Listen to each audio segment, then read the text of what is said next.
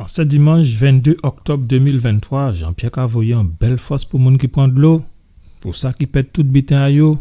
Quand yo ka dit c'est matériel, mais c'est toujours pète ou pète li. En tout cas, faut pas perdre la foi. Parce qu'il n'y a rien qui a remplacé ça.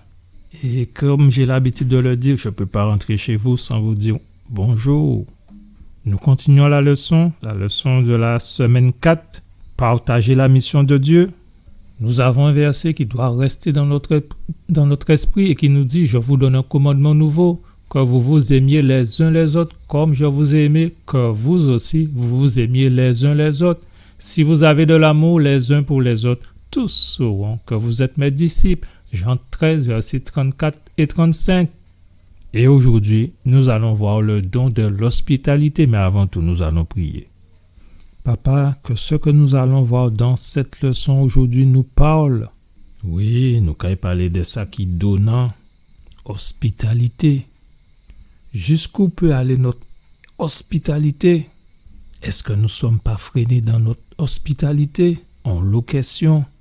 Donne-nous de bien comprendre ce qui nous reste à faire. Je t'ai prié au nom de Jésus. Amen. Lorsque nous lisons Genèse 18, versets 1 à 15, quel élément lié à l'hospitalité la réponse d'Abraham à ses invités démontre-t-elle? Alors, nous allons lire Genèse 18, versets 1 à 15.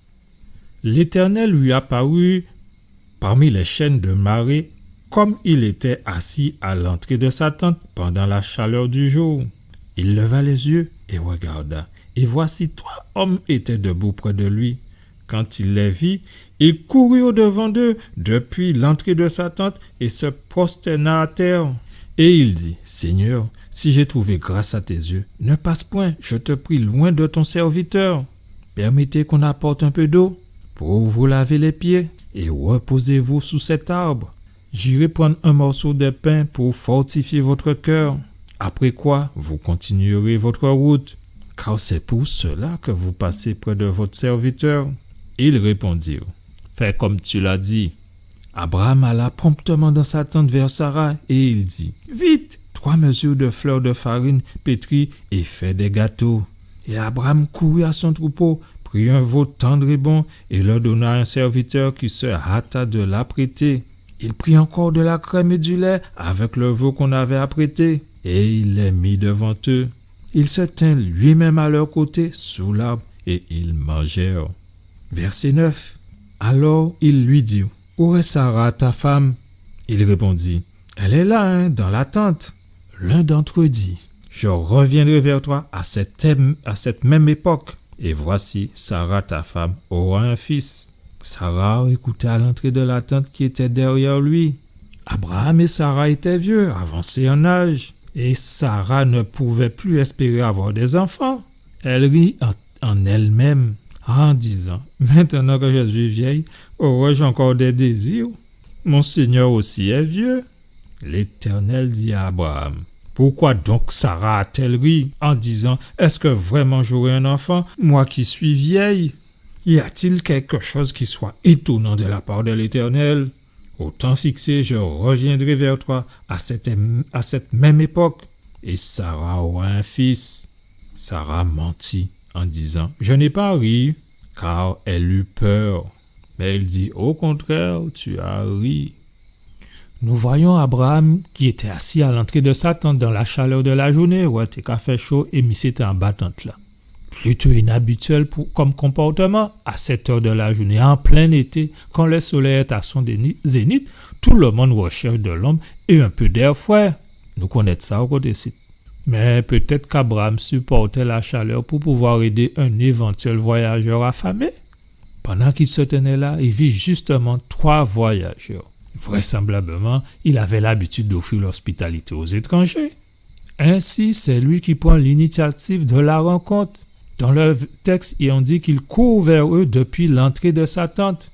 Mon cher, des fois, nous, là où on voit monde, c'est courir, nous courir cacher enfant à case là, puis on pas voir nous. Et oui, ça important plus précisément, et ce point-là est important, Abraham prend l'initiative de venir à leur rencontre avant qu'ils ne viennent vers lui. Genèse 18, versets 4 et 5, vous vous rappelez, il a dit « Laissez-moi apporter un peu d'eau, je vous prie, pour que vous vous laviez les pieds. » puis reposez-vous sous cet arbre.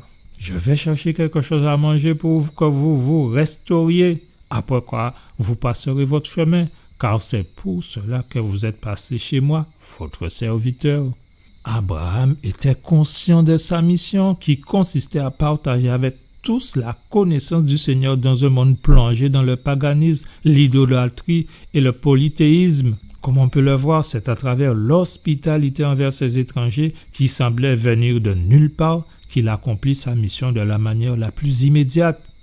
Entre-temps, la maison d'Abraham comprenait plus de 1000 personnes. Beaucoup d'entre elles étaient des chefs de famille et beaucoup n'avaient abandonné le paganisme que depuis peu.